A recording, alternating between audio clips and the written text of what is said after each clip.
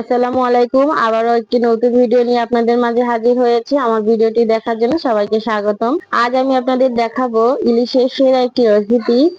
আর এই রেসিপিটা যদি আপনি একবার এই পদ্ধতিতে তৈরি করেন তাহলে কিন্তু সবাই আপনার প্রশংসা করতে বাধ্য হবেই।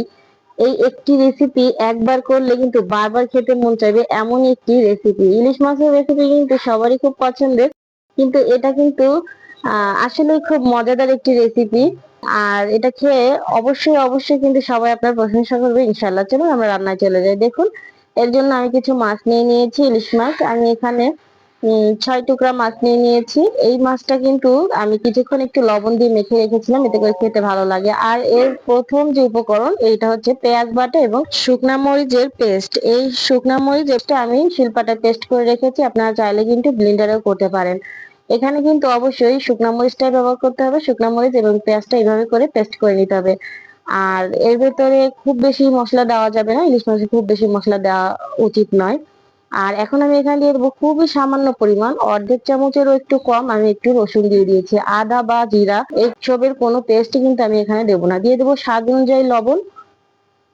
আর কালারের জন্য আমি এখানে দিয়ে দেবো হাফ চামচ হলুদের গুঁড়া, আর 1 চামচ লাল মরিচের সরি 1 চামচ ধনিয়া গুঁড়া। দিয়ে দেবো সরিষার তেল। সরিষার তেল দিয়ে এই রান্নাটা যদি করেন তাহলে কিন্তু আপনি একদম যখন রান্নাটা শুরু করবেন তখন থেকে আর খাওয়া পর্যন্ত খুব মনোমুগ্ধকর একটা ফ্লেভার পাবেন। এতটা ফ্লেভারফুল হয় এই খাবারটা, মানে এই ইলিশ মাছের রেসিপিটা, যে আপনি না খেলে বুঝতে পারবেন না। আর এই ইলিশ মাছের যে গ্রেভিটা, এটাও কিন্তু মাশাআল্লাহ অসম্ভব মজাদার। এই গ্রেভিটা দিয়ে কিন্তু আপনি 1 প্লেট ভাত অনায়াসে খেয়ে ফেলতে পারবেন। দেখুন, আমি কিন্তু হাত দিয়ে খুব সুন্দর করে মাছের এ পাশ ও পাশ সব পাশ কিন্তু মশলাটা খুব সুন্দর করে মেখে নিচ্ছি। অবশ্যই এই কাজটা কিন্তু একটু ধৈর্য ধরে করতে হবে, মশলাটা যাতে মাছের ভেতরে খুব সুন্দরভাবে প্রবেশ করে, এর জন্য কিন্তু একটু সময় নিয়ে এটাকে মেখে নিতে হবে। আমি কিন্তু প্রায় 10 মিনিটের মতো এটাকে হাতের সাহায্যে মেখে নিয়েছি। আর এখন এভাবে আমি মেরিনেট করে রেখে দিব ঢাকনা দিয়ে আরো 10 মিনিটের জন্য। এইভাবেই ঢাকনা দিয়ে ঢাকা থাকবে। আমি 10 মিনিট পরে আবারও ফিরে আসছি। দেখুন, 10 মিনিট পরে আবারও ফিরে এসেছি।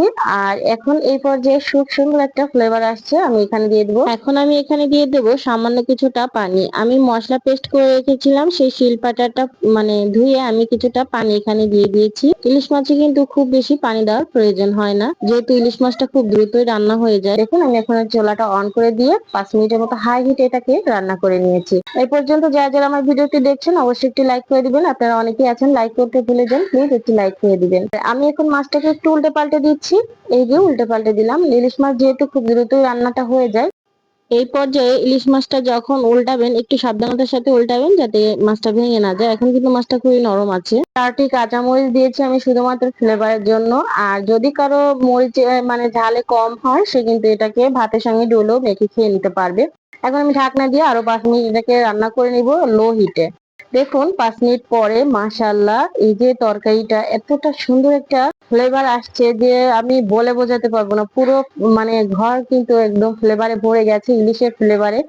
বেশি মশলা দিলে কিন্তু ইলিশের ফ্লেভারটা থাকে না। আর যেহেতু এটা সরিষার তেলে রান্না করা হয়েছে, মাশাআল্লাহ অনেক সুন্দর একটা ফ্লেভার আসছে।